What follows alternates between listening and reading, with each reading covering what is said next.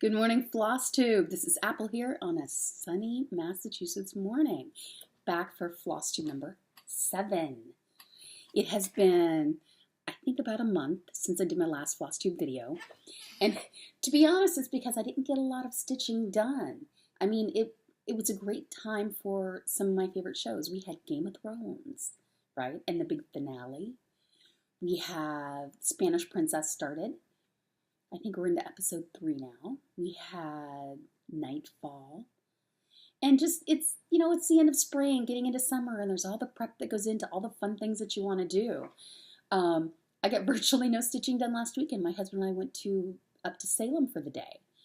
And that's always, it's always fun to do stuff in your own area. I hadn't been there since I moved to Massachusetts 21 years ago, so we kind of did the touristy things. We went to the House of Seven Gables. We did a little trolley tour around town. And I happened upon a little stitch shop. Actually, it's a needlepoint shop, but she did have a couple items that were stitchy related. And I picked up a pattern. And since I was in Salem, I figured it was more than appropriate, right? So I got the primitive hair. It says The Witches of Salem. It's from 2017. And it listed all of the people who were put to death for being accused of being a witch in the witch hysteria. So I thought that was a fun little memento from being in Salem to memorialize just such a tragic event that happened. So I look forward to stitching this, but as everybody has, I have quite a long list of things that I would like to stitch, so I'm going to have to find a place to slip this one in. So speaking of things that I have acquired, I went to, I don't want to say exactly my local L&S because it's a good hour drive away. I went to Bush Mountain to the new location in North Brookfield, Mass. And I picked up this one. It's a My Big Toe design, and I had never seen a My Big Toe design before. And it's called I'm a Stitcher. Let's see here. You see this? I'm going to hold it here for just a second. I'm not going to read it to you because I can't read it backwards in the camera. But I thought that was a fun little print. It looks like it'll be a fairly easy stitch. I haven't decided, but I'm thinking I might take this one to StitchCon because I feel like there's not a lot of color changes in it. And it might be one of those that might be on the easier side for me to work on while I'm there. Because we don't go to StitchCon just to stitch, right? We're going to go meet other stitchers and all those kind of fun things too. This will be my first retreat, so I'm really looking forward to it. Let's see. Who have I been watching? I've been watching my usual suspects, and I think y'all know who they are by now. Gable Stitcher, Stitch and Jewels, Sammy J. Stitches. She did a vlog for Stitch Mania that was fantastic. Vonna Pfeiffer. She's new to me. How in the world did I not know about Vonna before now? She somehow found me on FlossTube, and I probably maybe heard somebody mention me, I'm not sure. And so she like binge watched my videos, and she's also a Hoosier, so that's exciting. Fantastic. She puts me to shame, frankly. She puts my work to shame, but that's okay because that gives us something to aspire to, right? Somebody who's so fantastic. And I feel like I kind of got the Vonna bump because I watched her last video and she mentioned me, and I picked up some more subscribers, so that's exciting. That made me very happy. She's fantastic. Who else did I watch? I watched Emma's Cross Stitch. She's one of my favorites too. She's in the UK, and she's done some beautiful work. Let's see what else is going on. I have 2 FOs.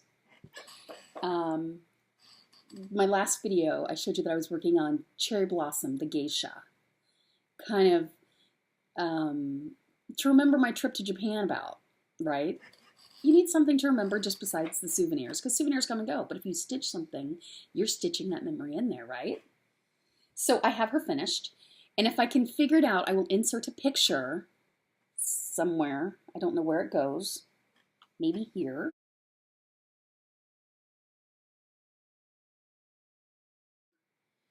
Of where I was on her in my last video. But she is completed. I'm going to hold her up. Now she is stitched on 14 count Aida. The color is called Tudor Rose, and by pole stitches. So here she is completed. What I did not do, the pattern came from a Cross Stitch Crazy magazine. What I did not do was I did not do the beading. Instead, what I did was I got some, let's see if I have it here, Fireworks. It's a really, I don't know if you can see, shiny metallic thread. And I used like the whole thing. I didn't like separate the strands. And that's what I used for the beading parts. Beading intimidates me when it comes to cross stitch. And so I'm perfectly happy to find other ways to do it. So like right here, you can see where I have done it. Don't look too closely, my stitching's not that great. But you can see where I've done it here. She was so much fun to stitch. My plan is to actually get her framed so I can hang her on the wall. Very excited for that. My next stitch, I don't know if I could call it, you know, an FO. I don't know if it really qualifies. It was like a 1.5 day stitch. I, in Cross Stitch Crazy magazine, found this tiny little pattern. I think maybe it's 3 by 2.5, maybe a little bigger, I'm not sure exactly, of Anne Boleyn. And May 19th, 1536 was the anniversary of her death. And we all know she is the mother of Elizabeth I. So I did a small little stitch, and I just did on 14 count Aida in sea foam, just to kind of commemorate. Is commemorate the right word? Just in remembrance of her, on, you know, close to the anniversary of her death. And we all know that I'm a huge Tudor Boleyn fan, as evidenced by my, can you see it? My Anne Boleyn shirt. And this reminds me that Hibernation Stitcher and also Gina at Hanging by a Thread, we're talking about doing a Tudor SAL starting June 28th, which would be Henry VIII's birthday, I believe. So anybody who wants to join in, join in. That can be something as simple as you could stitch the Tudor Rose. You could stitch anybody in the Tudor family. Anything Tudor related. If you can find a way to make it fit into something Tudor related, go for it. Any explanation will be accepted. Just join in stitchy fun. As a matter of fact, we're going to be at StitchCon. Well, I'm going to be at StitchCon when June 28th happens. So that's where I'll be starting my Tudor SAL. So join in. Have a little fun. Up next, I have my new start. It's my fly stitches. I had planned to do it on the plane to and from vacation, but I kind of got, I got working on the gauge and I just didn't want to put her down. Let me just be honest. So this one's my fly stitches. It's called Stabby. And I think that we all can identify with this, right? So I am not doing her in blue. I'm doing it in purples. And the fabric I'm using is, picture this plus, 14 count Aida Demoiselle. Don't quote me on how to pronounce it because I'm not at my best. So what I did was, and I realized this morning, so I started in the middle with the M in the word something, and I got a few letters done because I planned to go all the way over and then just go around and do the frame and then fill it in. I kind of didn't realize it until it was too late, but I did get a little bit done. So bad. Just pretend there are more letters there. But the fabric is beautiful. It's bluish, greenish, it's got little purples, little yellows in it. I don't know if the camera's going to pick that up.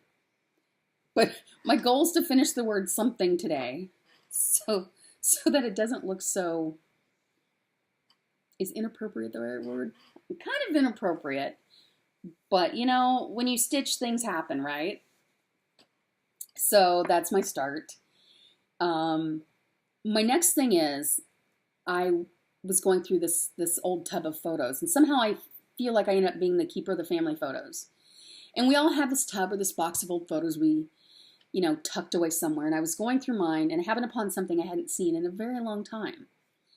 And I found this piece from my best guesstimate, just by adding up the years, is 1948, so that would put it at 71 years old. My mother did it when she was 9 years old for her grandmother. So that would be my great-grandmother. And it was called Stitch a Story. I've tried to research this and I can't find anything on it other than on eBay they have a kit of a little boy similar to this called Stitch a Story. It's not on Ada. Let me show you. It's just one piece here. The fabric looks to be attached inside the frame, so I think it came like this. And it's by a Highland Art Embroidery Company. Patent pending, so who knows? And it's clearly Betsy Ross. I would imagine this is probably one of my mom's first piece, and I'm thinking might have probably been her only one. She was amazing at crafts. She certainly can sew. She certainly could do all these things. But I feel like she ran out of patience because the Betsy Ross herself, I think by looking at it closely, was printed on there. The wording was not, including the word Betsy Ross, because I can see where she or somebody had taken a pencil and wrote the word Betsy Ross underneath the, underneath the letter area and down the side because she didn't stick to the markings. I think by the time she got down to here, she was out of patience. Can you see this? See that last S there? You can see where her pencil mark is and where her stitching actually is. But I think to be, a 71-year-old piece here and to be tucked away between photos and goodness only knows where it has been over the past 71 years, it's survived fairly well. I mean, we have some staining and marking and all that good stuff. I'm kind of baffled as to why she didn't use blue and she used green and red. Maybe that was all that was available, or maybe that's what came with it. There is a tiny little bit of light blue right there.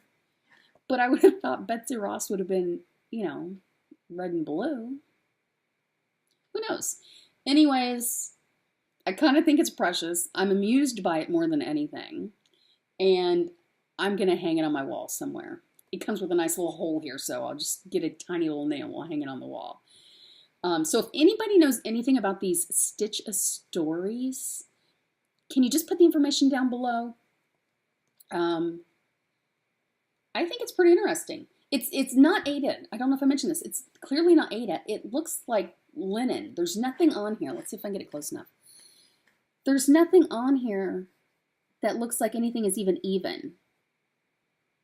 So I think it's interesting. I tried to Google and research it, and like I said, I couldn't find anything on it.